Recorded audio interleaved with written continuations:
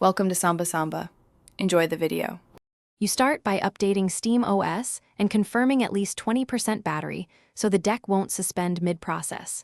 Next, sign into Steam and your Microsoft account. Enable two-factor authentication to avoid login loops.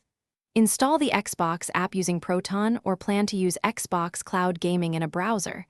This choice affects controller mapping and performance.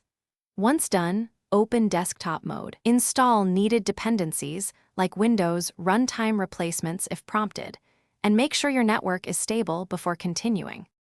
You'll now install the Xbox app with Proton GE to get best compatibility. Download and select the right Proton version per app from Steam settings.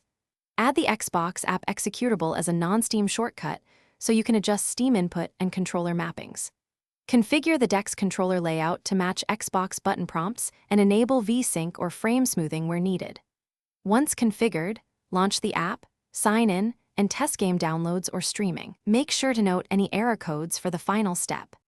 You finish by launching a game and observing performance.